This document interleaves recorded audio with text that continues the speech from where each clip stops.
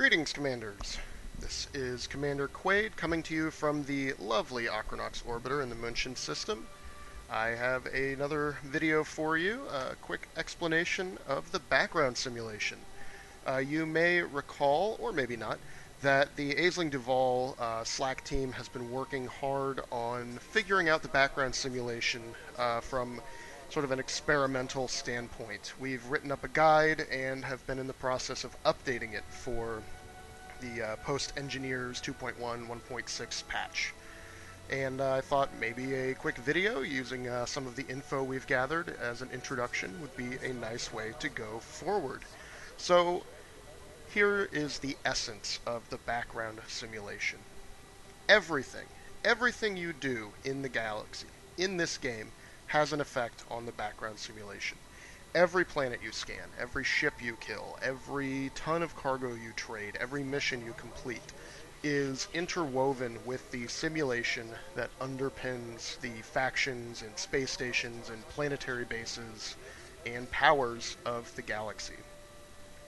So by doing BGS, what we think of as being actively involved in the background sim, you're trying to take control of that process and to manipulate it and use it to benefit your chosen agenda. The crucial rule of BGS, the number one most important element, is observation. If you aren't paying attention to the cause and effects, to the changes that might be happening around you, then you're not observing the BGS. You're not an active participant. Then you're just kind of randomly flitting through the galaxy. So what I want to do today is sort of show you where you can look to gather information and give a brief explanation of the influence and the factions and sort of how that interfaces with power play and with Aisling Duval. So let's hop in the cockpit here and look at our most important display elements that are going to help us understand how the BGS works. Number one, and the easiest to access, you don't have to be docked or anything, is going to be that right-hand screen. Now you have your reputation screen. That's somewhat useful, especially in noticing the system factions. But what I find more useful is the second screen, the system status. That's going to list every faction in the system, their active state, and their influence level. Plus, you can click on it and get more information, a group description, a government type, and a description of their current, pending, and completed states. So, for example, the Santorini Freedom Party from nearby Santorini has a recovering state. They just finished a boom. They're pending an expansion. Now, obviously, these guys in our system don't have a lot of influence. That expansion state is coming from Santorini, where their home faction is growing quite a bit. And so here in München, we have the Libertas Cooperative. We're a cooperative or a broker. Those are interchangeable terms. And we're in a boom, right? We have sustained economic growth. So passing through systems, even if you're not stopping at a station, easy way just to take a peek at the status of the background sim there. Who has influence, whether their influence is growing or shrinking, what their states are. All great clues, all great ways to observe the BGS. The other thing that you can use, and you can use this from outside of a system, so long as you've got, the ability, it's discovered and you can go in and examine it, is to look at the system map. Let's take a look at München here and see what is available to us. So your basic info is really useful. Is it controlled by power play? Different powers have different effects that intersect with the background sim. Maybe, like in Aisling Duval, certain commodities are very valuable and in high demand. Maybe it affects the security state. Maybe it affects something else. Your controlling faction, that's going to be the faction that provides the police forces. That's going to be the faction that piracy and murder tends to affect the most.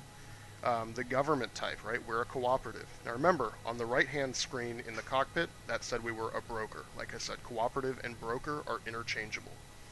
What the state is, and typically the controlling faction state is considered as applied to the whole system.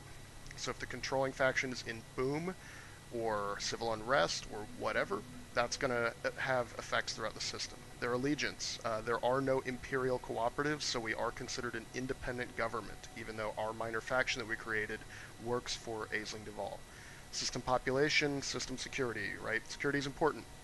High security means more police and super crews. They respond to piracy and crimes much faster. There's more of them at extraction sites and nav beacons, so that's useful to know about.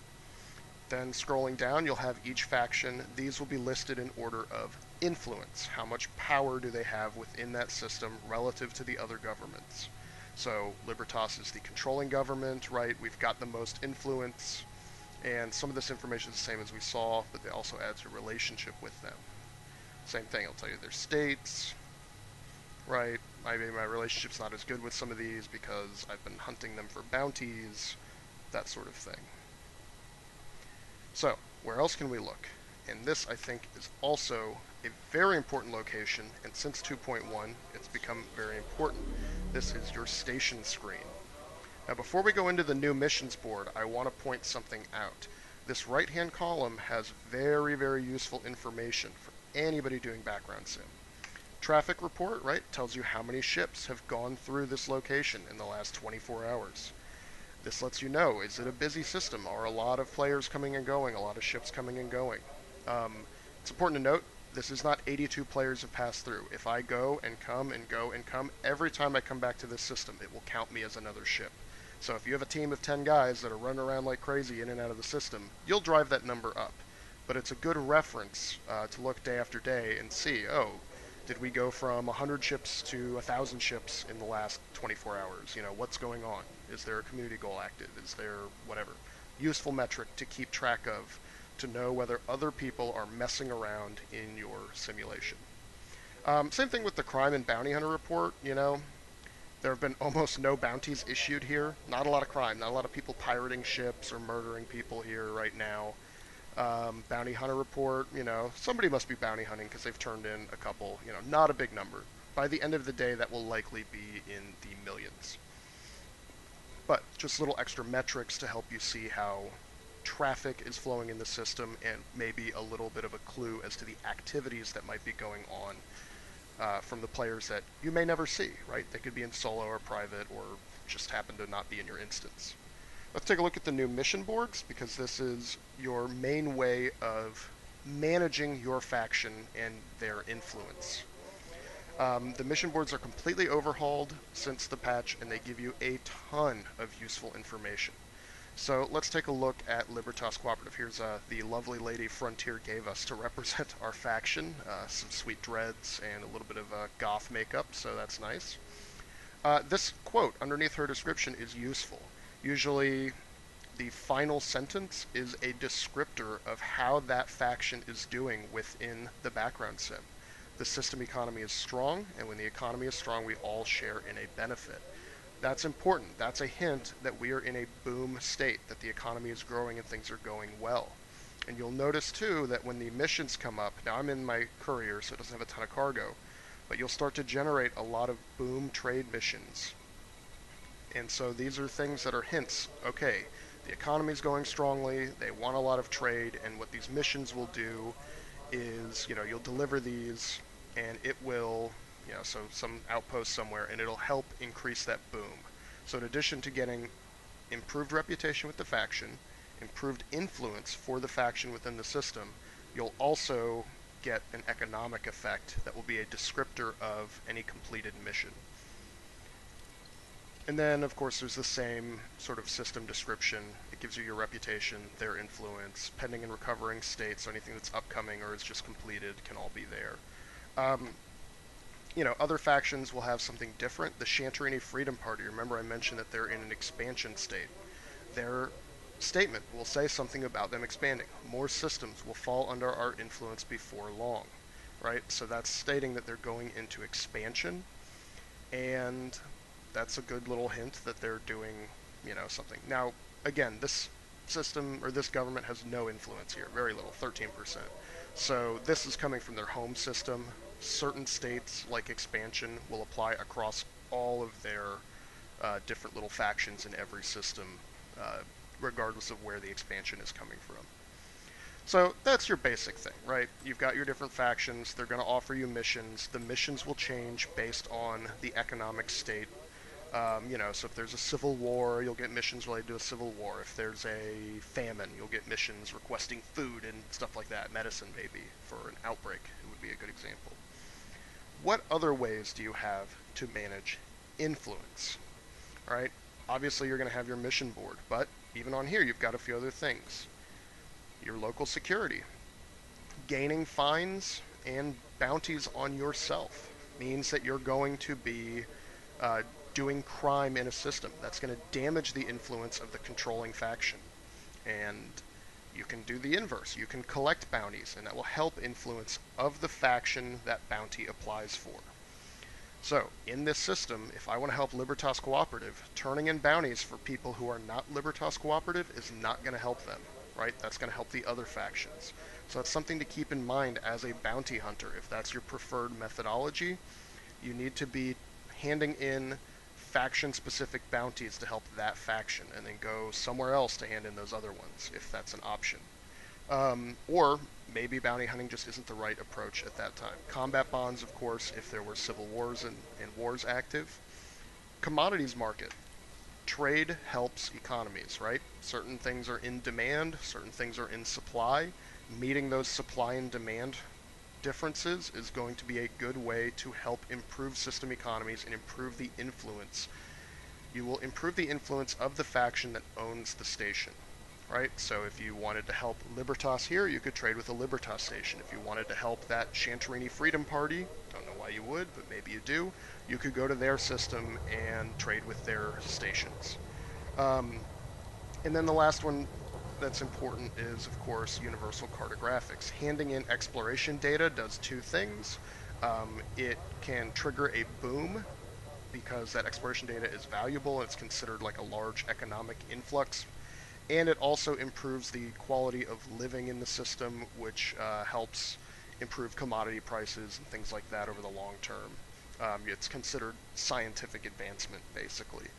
Um, But there's also an extra little side thing that we should look at, and this is a useful tool that's available if it happens to appear in the systems that you're working in, and that's going to be a black market. So in München, we have a black market at Sterney's Refuge, right? Black market services, and those will allow you to sell prohibited goods.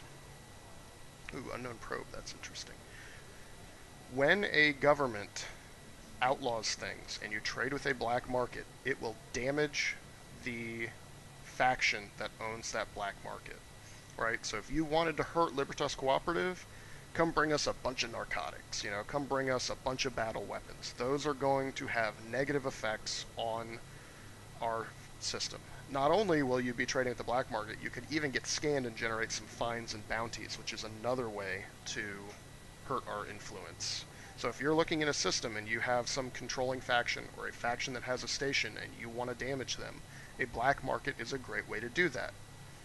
However, certain factions, criminal factions, typically factions that are called anarchy, unfettered, stuff like that, will allow, maybe some dictatorships, will allow black markets, will not have many illegal goods, and those trading with those kinds of factions in the black market actually helps them. So there's a few times where, like, if you find an anarchy government, especially out in like Archon Delane space, where there's bonuses to how much money you can make, trading with the black market will improve anarchy factions, improve criminal factions. Last thing about influence. So influence is a sticky measurement, and what I mean by that is that there are a couple of variables that make it more difficult to change influence. Number one, system population. All right, München has, I would call this like a medium system population, but some systems have billions and billions of people, some systems have 1,000. The more population a system has, the slower its influence changes, the more effort you'll have to put in to change that influence. The other thing, remember that traffic report? So the other big variable is that the more players active in a system doing things that affect the background sim, so killing ships, trading, missions, all that, the more players are there, the more difficult it is to manage the background sim. And there's two reasons for that. One, they could just be doing anything, right? They might be helping different factions from you. They might be just trying to kill everything that moves. That's going to change the background sim. The other is that it dilutes the pool of influence that's applied to player interaction. So, you know, you have players, 10 players, they all do action X versus 100 players all doing action X. It's still going to apply that influence evenly, but instead of each player getting 10%, each player is getting, 1%, etc. So the idea is systems that get big swings in influence typically are going to have low population and low player traffic. A perfect example of why it's so difficult would be our friends at the Prismatic Imperium in Cubeo. Right, they have a very, very large player population coming through there every day because it's our power play hub, and it's also a high population system, so they have a lot of work to do when they want to make changes to the background sim. That's pretty much it for influence, though. It's not that difficult once you start playing around, being careful, and observing what's happening as a result of your actions to know what's going on. So for the last little bit I want to talk about is sort of who are you going to help, what systems are you going to pick, and where are you going to go from here. Because we care about power play, right, we care about Aisling Duval, some of our issues are going to have to deal with what types of governments we want. Now, because preparation and expansion only last a little while, we tend to focus on managing the control systems and the exploited spheres throughout them. And you'll notice that we are strong for the 3C government types, Confederacy, Cooperative, and Communist, and we are weak against theocracies, prison colonies, and feudal governments. What that means is that these triggers change based on who is in charge. If one of the good governments is in charge, the fortification trigger goes down, and the opposition trigger goes up. If a bad government is in charge, the fortification trigger goes up, the opposition trigger goes down. Now, it's not just the control system, right? So if we look at these guys on the map, and by the way, don't ever go to this system. It's horrible. Go fortify something better. We don't need 2,000% fortification. So it's not just the controlling system that matters, it's also the other systems within their sphere, the exploited systems. You have to get the controlling system and half of the exploited systems to flip over to one of the good governments before those triggers will change. And that's sort of the basis of why we do the background sim. So when you're picking systems, if you care about flipping them to help with power play, you want to find those profitable systems that we need to fortify every week, important systems, and reduce the amount of effort our power players have to put in by hauling fortifications week in and week out. Right? That's sort of the basis of why we want to help in the background sim. Now, there are other times where maybe we don't want a 3C government, right? That Lambda 1 Toucan planet. It sucks. We have grinders going there every week. It doesn't give us a lot of CC. It's not even that great for power play, so it doesn't matter if it has a good government or not. In fact, maybe we want it to have a bad government, because if we hit turmoil, maybe we could drop it. That system, maybe not, I don't know. But the idea is sometimes we'll want to put a different government in place, and that's worth asking around, communicating with us on the Slack, talking to the player groups, that sort of thing, and seeing what the consensus is on that. One last consideration for us, back at the galaxy map. There are going to be... There are going to be player groups in the game, and they aren't always going to be what you want, right? Neighboring to München is a player group, the Emperor's Fist. They came in pretty early, in like maybe November of last year they got put into the game. But you'll notice they're a theocracy. That's a bad government type for us. Our approach being a cooperative, I know the Angels are very similar, being a cooperative, Prismatic Imperium very similar, being, we're an open, we're an accepting group of players. We're not just going to go in and kill player groups just because maybe they have the wrong government type. Maybe there are some aggressive people out there that want to do that, but they have a right to play the game how they want. They have a right to enjoy their player group, enjoy their system, and honestly, they might not even be paying attention to power play when they come into the game. They might just say, hey, this is a really cool system, we're going to put our players here and go run missions all day long, or, go explore. Who knows what they're all about. So that's something to consider too, is as you go around and locate systems, be aware that player groups are there. Maybe they're expanding, maybe they're based in that system. Often a player group will have a description that gives you a clue. And just be aware that, you shouldn't necessarily be aggressive or try to destroy a player group just because they're not your preferred government type. And the other thing to consider is lore, right? So if we look back at München really quick, let's look at our system map. So certain things are outlawed because we're part of Aisling Duval's space, right? Slavery is outlawed, narcotics is outlawed, all those kinds of things. But areas right around us that are outside of those bubbles, there we go, right? They're not going to outlaw slavery, imperial slaves, narcotics, things like that. So as you're going through, if maybe power play is not your thing, or you care more about the lore aspects and the ethical aspects of the power, that's another reason to flip governments to those cooperatives, confederacies, and communists. Those will outlaw things like slavery and imperial slavery, and that's an important change to the game too. That abolitionist side of Aisling is what draws a lot of us to her power. So it's pretty nice to be able to go around and, say, hey, it's a lot of fun flying missions, doing bounty hunting, making deliveries to planet surfaces, all that kind of thing. And that you can also have an effect on, a political stance that you can take within the game. So, that's basically it, right? You've got your key being observation, looking at what cause and effects are working within a system. Maybe there's a lot of player traffic, maybe there's certain states or influence changes going on, and how you can affect that influence. That's it. That's the basis of the background simulation. So if you're interested in messing around with the BGS and being a more active participant and trying to make changes in the systems that you visit and frequent, get in touch with us. Come by the Aisling Duval Reddit.